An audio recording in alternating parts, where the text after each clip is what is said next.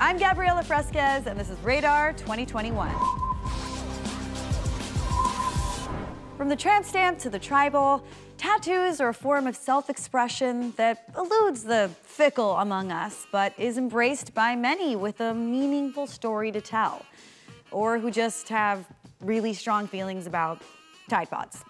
The art of tattooing has been around for centuries. The Aztecs, Incas, and Mayans all adorned their bodies with permanent ink. Despite the persistence of tattooing throughout history, in many Latinx households, tattoos are considered cosas del diablo, right up there with unusual body piercings or responding to your mom with que instead of mande. Blasphemy. In other words, you wouldn't dare come home with one lest you're prepared to face Ama's wrath.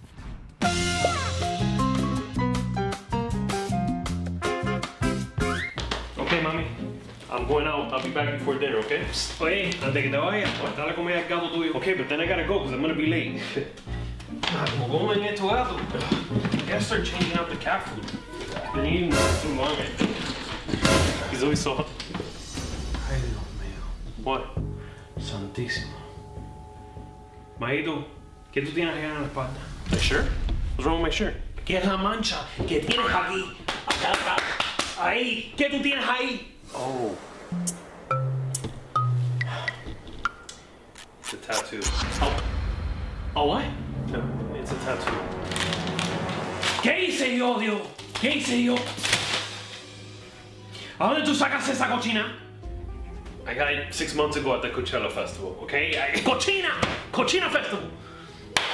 It's not that big of a deal. I mean, Niño, eso está contra Dios, contra los otros, contra todo. anybody has a tattoo now, mommy. It's not that. Con eso, ahí atrás no puede ser doctor, no puede ser enfermero, no puede ser abogado. Hay un montón de doctores que tienen tatuajes. Eso cosa de gente baja.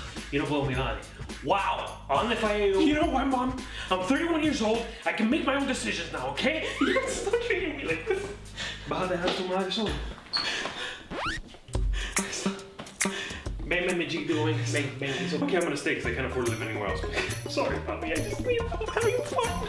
Today, the tattoo industry in the US is worth billions, and millennials are the most tatted generation on record. Tatuarse is only getting more socially acceptable, not less. If we look at, say, the last 200 years, evidence seems to indicate that we're more tattooed now than we have been before. But there are also question marks in that claim as well, in the sense that if we were to, say, send out a survey 50 years ago or 60 years ago and ask people about their tattoos, would more people have given us a response of no, they're not tattooed because of the stigma associated with it? Data seem to indicate there's more generational acceptance now. I like to say this all the time, that if we were to look at photographs of, say, a professional basketball team or soccer team, you're going to find that most of the bodies are visibly tattooed. The same goes, though, for other forms of culture that are in mass media. Although Colombian tattoo artist Michelle Santana credits the matriarchs in her family as being among her greatest supporters, her upbringing was typical.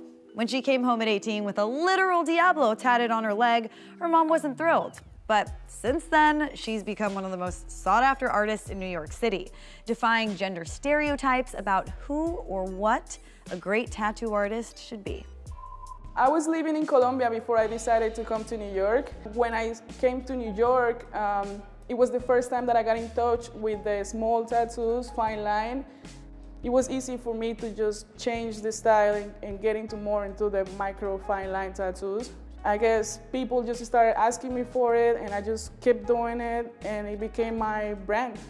I feel very excited to be part of this new generation where the tattoo have changed so much in the world, thanks to Instagram and social media, thanks to those TV shows that have changed the mindset of people about tattoos. My mom, she was very open-minded, but she really didn't like when I was getting tattoos. I feel like every Latina mom is like that. She got really crazy with the time, and seeing me going forward to it, she accepted. And now she's getting tattoos by me all the time. Us as a woman, as a Latinas, we are very strong, independent. We don't like people to say what to do. We like to do what we want. Latinos, I feel like the role is very important. We are everywhere in the world.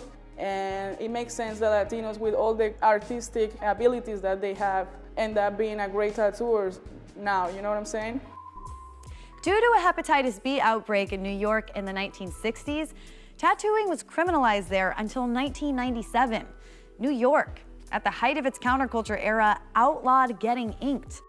And throughout most of the 20th century, people with tattoos were perceived as outlaws, ex-cons, or gang members. Tattooing was considered defiant and edgy. Today, Prime Minister Justin Trudeau has a tattoo. And I'm not saying he's not edgy, but no, that's exactly what I'm saying. Point is, the negative perception about people who get tatted, much like my Party City press-on, is fading. The first people I ever seen with tattoos were like my grandfather. He was from the San Fernando Valley. You know, he had like the Pachuco cross on his hand, and he has my grandmother's name on his knuckles and a couple other little tattoos. And he just used to always say, you know, never to get tattooed because people were gonna treat you differently. You were kind of like outcasted in society. And it's just changed over time with now the people that would have small tattoos that are visible are getting their full faces tattooed. So that's like the difference between the generations of then to now. The crazy thing about tattoos to me is tattoos are like as old as time, you know, as old as drawings on the walls. And so there was different reasons why people have been tattooed over time. There's been a lot of negativity around some tattoos in the past. And I think it's a tribal thing, right? Like people want to be associated with a tribe, people want to be accepted. So the same with gangs and things like that. People want to be a part of that group. I think it got a bad stigma, but I don't ever think it really was only that. Especially like today, you know, people get tattooed because they just want to get tattooed. Sometimes it's therapy, it's a memory or a time in your life, you're just having fun. When I started tattooing, I didn't know what tattoos were because it was just so closed off to society. I watched it go from being underground, street shops, you work real late, to going to like, you know, mainstream, and everybody has tattoos. Prison, that's where the Chicano tattoos kind of come from. The Chicano tattoos that I knew of were just like the fine line black and gray stuff. And that's why fine line kind of happened, because there was no teaching for tattooing for Hispanics and stuff like that. So they kind of took their own way and did that. I think that the industry's going to a great place. I think a lot more people of ethnicity are in it. It's a different world today, and I'm all for it. Tattoos have long been used as a rationale for employment discrimination and is still frowned upon in many workplaces. But some in the corporate world seem to be loosening up. Six Flags and Disney recently updated their dress code guidelines to allow them. But when it comes to law enforcement to oversee the visa process or determine legal status, tattoos are scrutinized more closely, especially if they signify gang affiliation. The Justice Department and this administration are going after people and claiming that people are gang members simply because they have something like a tattoo on their body, which to them signifies that somehow somebody is automatically a gang member because they've got a tattoo. In the Western world, I think there were a few things that happened that led to this association of tattooing with criminality. If we go back historically, there were a number of groups that actually used tattooing as a kind of punishment or as a way to mark the other.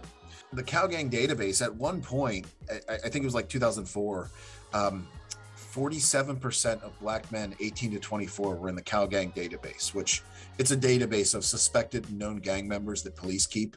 In it, they can actually photograph people's tattoos, and they have images of them to try and document who's a potential or suspected gang member. And there are implications in things like hiring that some of the contents of it are publicly available. Now, certainly there are gang members in the database, but there are also many people entered in it, but it doesn't necessarily mean they're a gang member. Having a tattoo misinterpreted as gang-related is always a possibility, but what if you actually were in a gang? Gang-related ink is difficult to turn a blind eye to in any industry. That's why organizations like Homies Unidos Epiphany Project started a tattoo removal program, a simple act that can dramatically impact someone's access to career opportunities.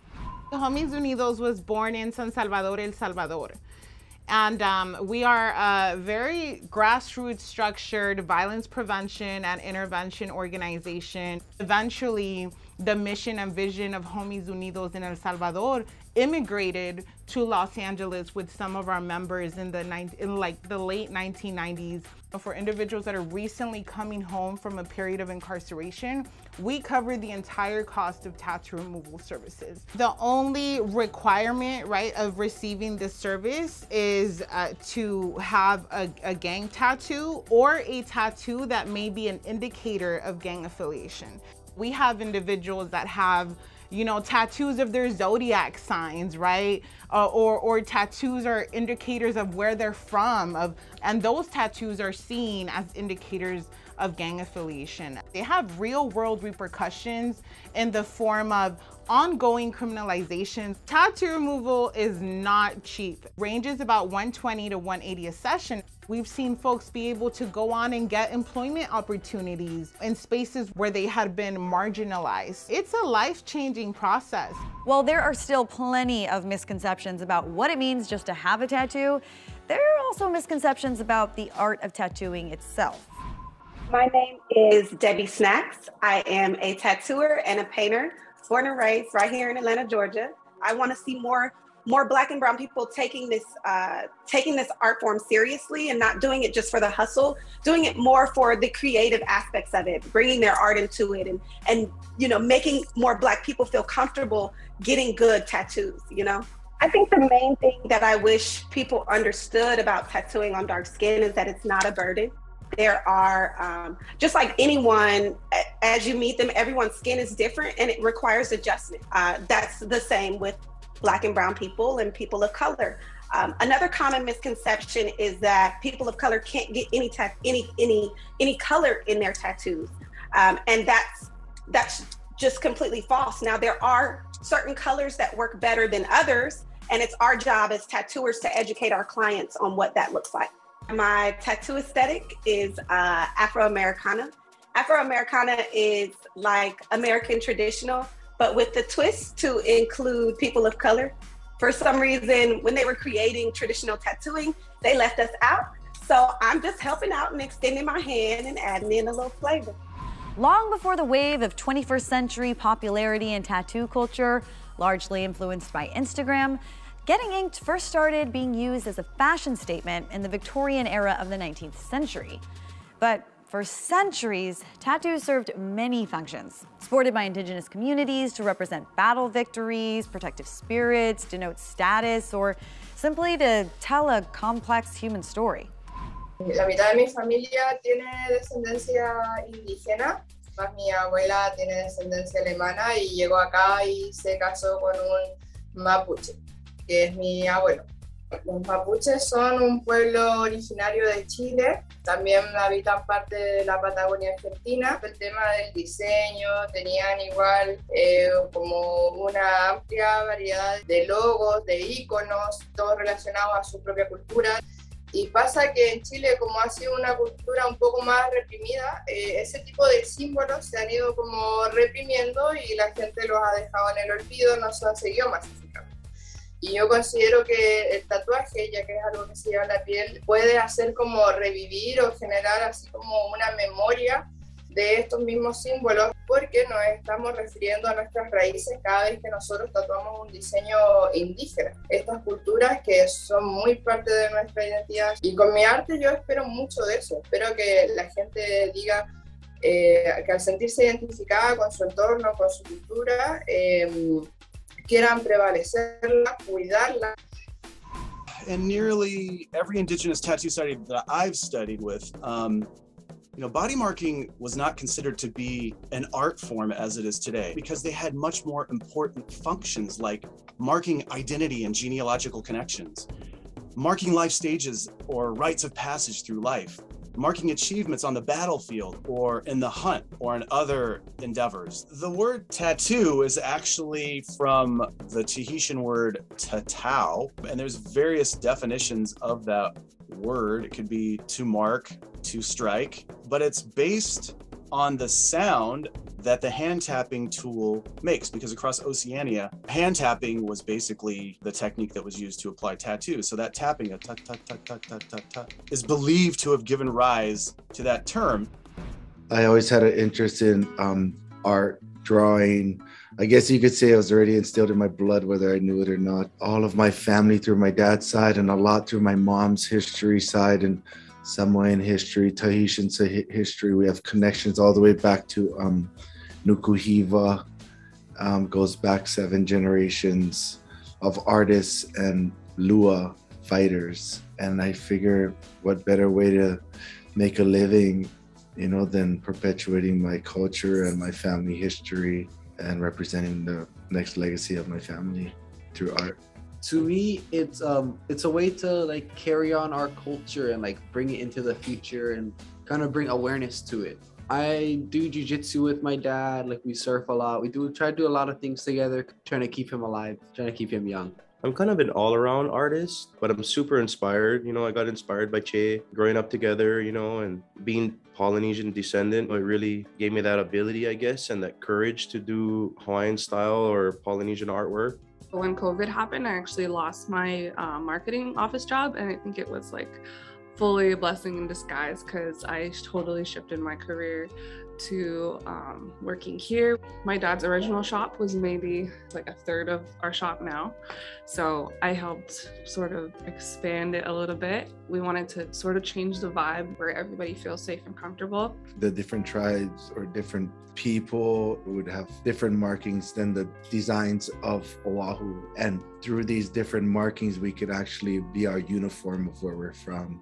By marking yourself, you kind of put the mana or the spiritual power of all the people that you want to represent on your body, on you.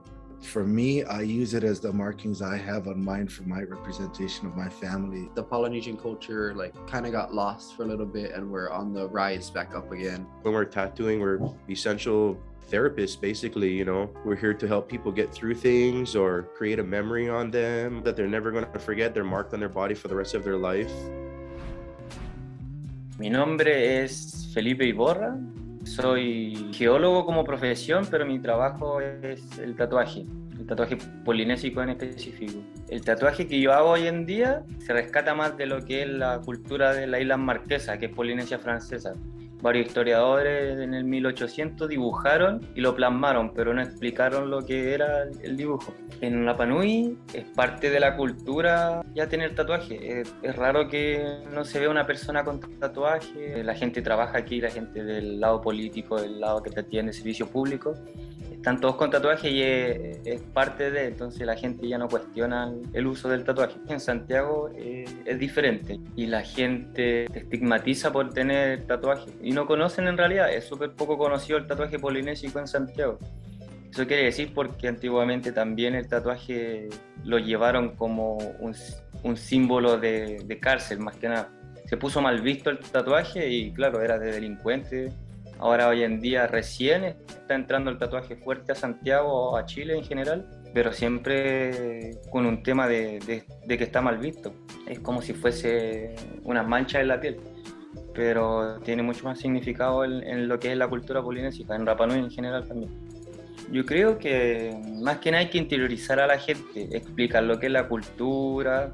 Siempre va a haber gente que no va a aceptar lo que es el tatuaje, pero bienvenido también. Hay que empezar a hacer charlas, mostrar lo que es el diseño y que tiene peso en la antigüedad el tatuaje.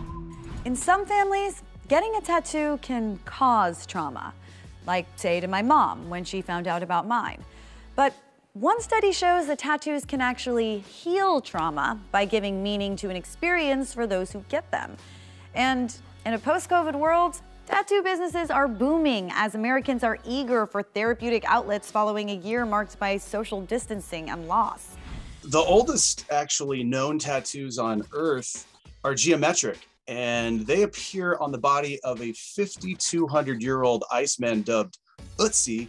Scholars, including myself, have argued for some time that his 5,200-year-old tattoos seemingly correspond to joint markings akin to classical acupuncture points. Many other peoples around the world have or continue to practice similar tattoo therapy, especially for arthritis, joint pain, and sprains. In fact, on every inhabitable continent of the world, these forms of tattooed medicine were practiced.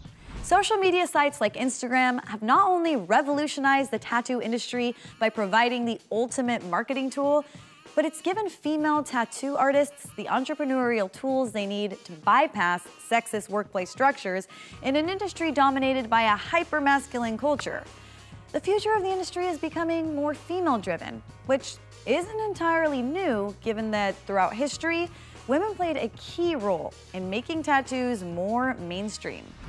Many other jobs have gone the way of like formal education and credentialism. Tattooing doesn't have that. The way that this has worked is that tattooists have been able to pass on their values through the apprenticeship process.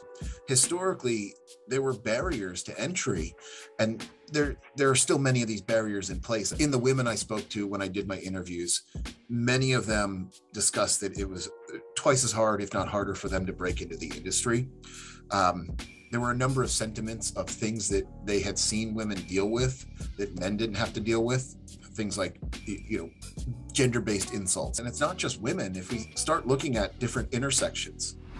Girls Only started through a passion project with my wife, and we really wanted to give back organically to the communities that we are a part of, like LGBT+, being women, and then also just coming from Coney Island. When you give back, it really just feels great. And there's no other feeling like it. So I really wanted that to be a part of like our brand. This space is like a real big next step for Girls Only and OLB. So we want to use this space to teach the youth really things that they haven't had probably much exposure to, such as just creative things in the arts, and then also things that matter in the real world, such as, resume building, just more serious things like that too. My style of tattooing, I would say, is very delicate.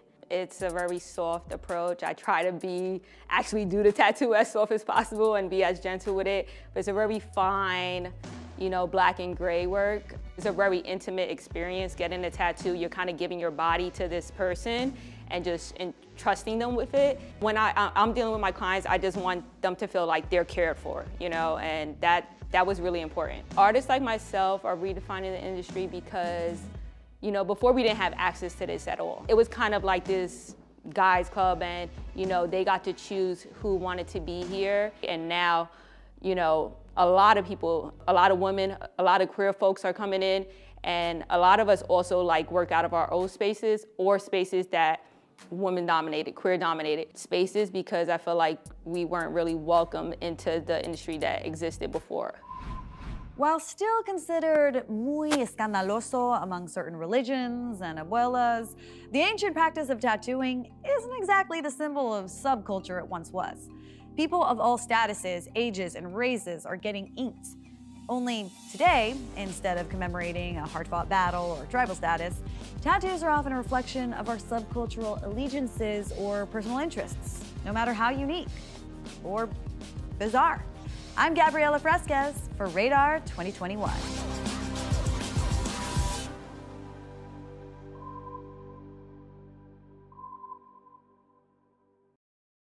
Thanks for watching Radar 2021. Please like, subscribe, and comment down below, and let us know what issues are important to you. Because let's be honest, there are a lot of issues to choose from. So many.